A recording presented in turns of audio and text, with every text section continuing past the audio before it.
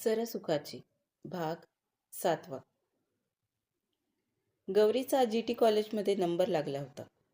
प्रभाकररावांना ही आनंदाची बातमी सांगण्यासाठी ती प्रभाकररावांची वाट बघत होती.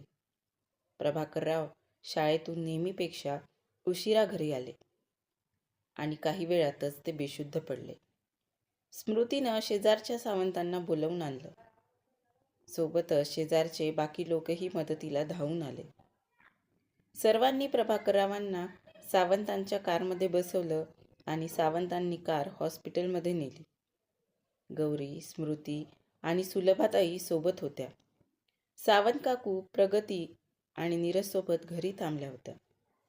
प्रभाकररावांना इमर्जन्सी रूममध्ये नेण्यात आलं. डॉक्टरांनी प्रभाकररावांना ताबडतोब तपासलं, काही टेस्ट केल्या आणि डॉक्टर बाहेर आले. गौरी, स्मृती, सुलभाताई आणि सावंत काका रूमच्या बाहेरच उभे होते. डॉक्टर. सुलभाताई पुढं काहीच बोलू शकल्या नाही. हार्ट अटॅक आहे. BP अतिशय वाढला आहे. अजून काही तपासण्या कराव्या लागतील. त्या तपासण्या आपल्याकडं होत नाहीत. तुम्हाला प्रभाकररावांना मोठ्या शहरात न्यावं लागेल, डॉक्टर गोरे म्हणाले. Heart attack. सुलभाताई मटकन खाली बसल्या. माझ्या ओळखीचे डॉक्टर आहेत, मी त्यांच्यासोबत बोलतो. तुम्ही निघायची तयारी करा, डॉक्टर गोरे म्हणाले. बहिणी, काळजी करू नका.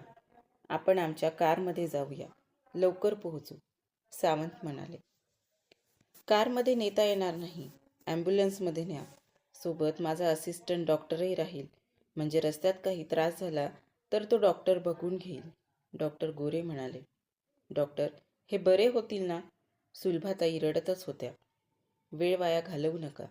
काही गोष्टी वेळेतच झाल्या तर जीवाला धोका नाहीये. मी ॲम्ब्युलन्स आणि डॉक्टरची व्यवस्था करून देतो, डॉक्टर गोरे म्हणाले आणि तिथून निघाले. बहिणी, मी घरी जाऊन येतो. अगदी 5च मिनिटात परत येतो.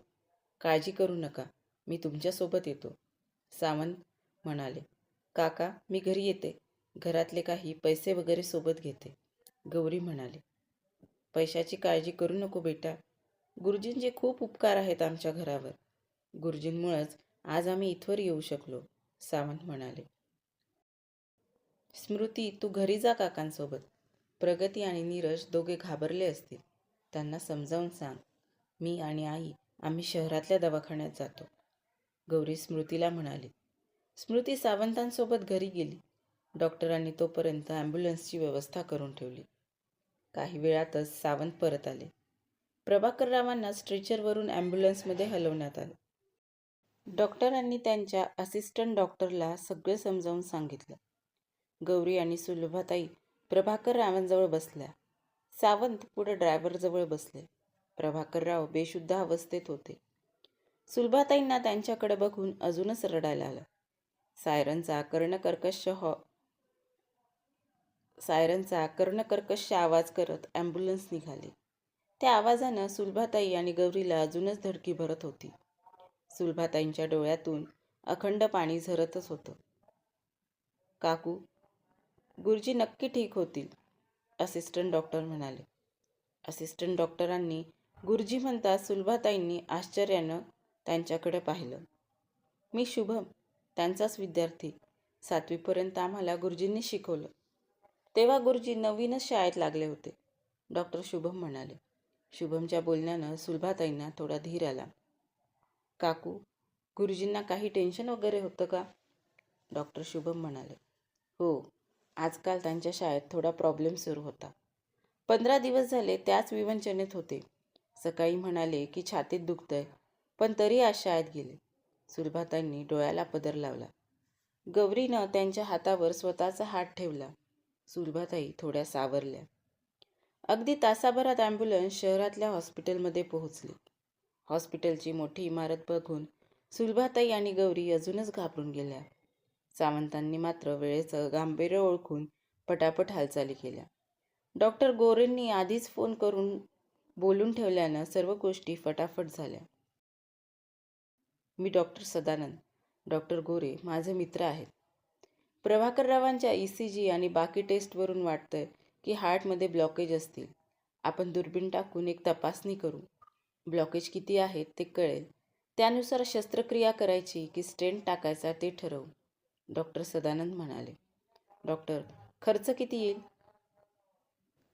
1,00,000 किंवा अजून जास्तही लागू शकतात. दुर्बिणीतून तपासणी केल्यावर मी नक्की किती रक्कम लागेल ते सांगू शकतो. ब्लॉकेज कमी असतील, औषधांनी फरक पडण्याची शक्यता असेल तर खर्च अगदी कमी होईल, डॉक्टर सदानंद म्हणाले. डॉक्टर, काहीही करा आणि यांना वाचवा. सुलभाताईंनी डॉक्टरांसमोर हात जोडले. डॉक्टरांनी तपासणीच्या कागदावर त्यांच्या सह्या घेतल्या आणि ते ऑपरेशन थिएटरमध्ये गेले. ऑपरेशन थिएटरच्या बाहेरचा लाल लाईट सुरू झाला. तासा 2 तासात सगळंच बदललं. नाही, कुठं GT कॉलेजमध्ये ॲडमिशन भेटणार म्हणून नाचणारी मी आणि आता एवढी स्वार्थी होते की मला बाबांचा होणारा त्रास कळलाही नाही. खरंच, स्वप्न आणि परिस्थिती ह्यात किती फरक असतो. काही स्वप्न ही स्वप्नच असतात, कारण ती सत्यात उतरूच शकत नाहीत. गौरीच्या डोक्यात विचारांची सरमिसळ सुरू होती. तेवढ्यात ऑपरेशन थिएटरचा लाल लाईट बंद झाला. काय होईल पुढे? प्रभाकररावांची तब्येत ठीक होईल? गौरीला GT कॉलेजमध्ये ॲडमिशन मिळेल का? पाहूया पुढच्या भागात. तोपर्यंत चॅनलला नक्की सबस्क्राईब करा आणि आजचा भाग कसा वाटला कमेंट करून नक्की सांगा. धन्यवाद.